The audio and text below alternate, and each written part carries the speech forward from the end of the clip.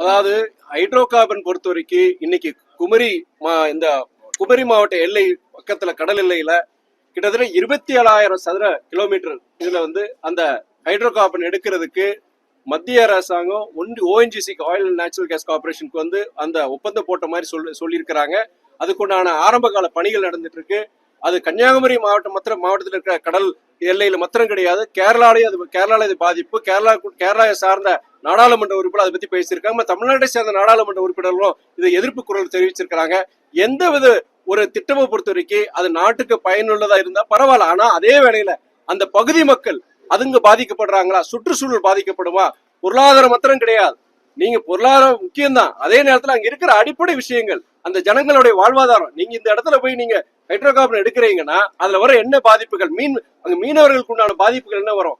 நீங்க அதாவது இது எடுக்கிறதுல இன்னைக்கு அடுத்த ஒரு 1000 வருஷத்துக்கு அந்த பகுதியை பாலடைகிற ஒரு சூழ்நிலை வரலாம். இதுக்குண்டான ஒரு ஸ்டடி எடுக்கணும். அங்க இருக்கிற மக்களுடைய அவங்களுடைய கலந்தாய்வு இருக்கணும். அந்த மாதிரி எங்கேயுமே பண்ண மாதிரி தெரியல.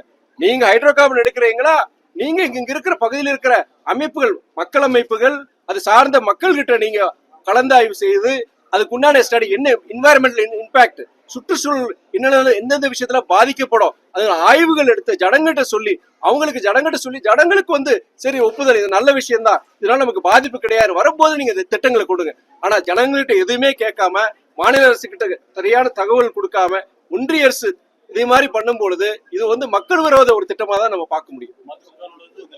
கண்டிப்பா மதிமுக பொறுத்த வரைக்கும் கடந்த காலங்கள்ல தூத்துக்குடியில நச்சு ஆலை ஸ்டெர்லைட் கிட்டத்தட்ட 28 வருஷம் போராடி அந்த நச்சு ஆலை ஸ்டெர்லைட்டை ஒழிச்சது மதிமுக தலைவர் வைகோவும் தான். அதே நேரத்தில் உங்க தஞ்சை வேளாண் மண்டலத்தை பொறுத்த வரைக்கும் hydrocarbon, shale gas, methane திட்டங்களும் வராம இன்னைக்கு தடுத்து நிறுத்தினது பாத்தீங்கன்னா தலைவர் வைகோ தான்.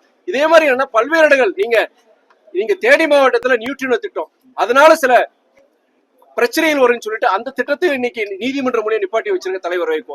இங்க மாதிரி சுற்றுச்சூழலுக்கு ஆபத்தா, அந்த பகுதி மக்களுக்கு ஆபத்தா, முதல் குரல் தலைவர் வைகோட குரல், மதிமுகவோட குரலா இருந்திருக்கு. இந்த ஹைட்ரோ கார்பன் திட்டத்துக்கும் அதே மாதிரிதான் மதிமுக கண்டிப்பா இங்க இருக்கிற பகுதி மக்கள், மீனவர்களுக்கு சார்ந்து இவங்களுக்கு எந்தவித பாதிப்பு வராத மாதிரி கடைசி வரைக்கும் உறுதுணையா இருக்கும்.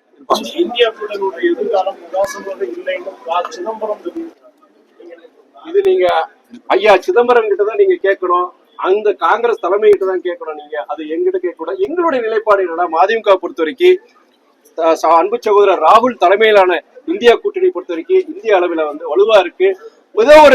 ஏதோ ஒரு சூழ்நிலை காரணமா போன தேர்தலில் நாங்க தோத்துனாங்க. ஆனா நீங்க அந்த கூட்டணி வலுவாதற்கு அடுத்த தேர்தல் வரப்போகுது. நீங்க அடுத்து நீங்க 4 வருஷத்துக்கு தேர்தல் வரதா போகுது. கண்டிப்பா ஒரு காலகட்டத்துல மக்களுக்கு ஒரு மக்கள் மத்தியில இது ஒரு எழுச்சி பெற்று கண்டிப்பா இந்தியா கூட்டணி வெற்றி பெறுதுன்னு சொல்லுவோம். அவர் ஐயா சிதம்பரமுடைய கருத்து பொறுத்த வரைக்கும் அதை அந்த காங்கிரஸ் இயக்க தலைமை நீங்கிட்டு தான் நீங்க கேட்கணும். பாஜக கூட்டணியில் வரமாட்டேன் அப்படின்னு சொல்லி தமிழிசை சகோதரராஜன் பாஜக கூட்டணிக்கு அவர் வருவாருங்கிற மாதிரியான.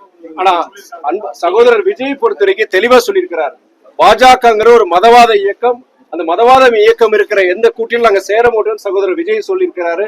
கண்டிப்பா அதுல கடைசி வரைக்கும் உறுதியா இருப்பாங்கிற நம்பிக்கை அவர் ரசிகர்கள் மாத்திரம் கிடையாது, தமிழக மக்கள் கிட்டே அந்த நம்பிக்கை இருக்கு. தேசிய ஊரக வேலை திட்டத்துல குஜராத்ல ஒரு அமைச்சருடைய மகனை 75 கோடி ஊழல் பண்ணி கைதாகிறார். அது எனக்கு நீங்க சொன்னதான் செய்தி.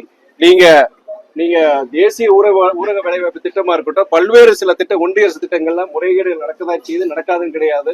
நீங்க தமிழ்நாட்டு இங்க பொறுத்த வரைக்கும் சில குற்றச்சாட்டுகள் வைக்கிறாங்க பாஜக. ஆனா அவங்க ஆள்கின்ற மாநிலங்கள்ல பல்வேறு நீங்க சொல்ல மாதிரி பல்லாயிரக்கணக்கான கோடிகள்ல முறைகேடுகள் நடந்திருக்கு, தவறுகள் நடந்திருக்கு, பெண்களுக்கு எதிரான குற்றங்கள் நடக்குது. அது பத்தியான ஒரு பதிலோ ஒரு இதோ அவங்க கேட்கறது கிடையாது.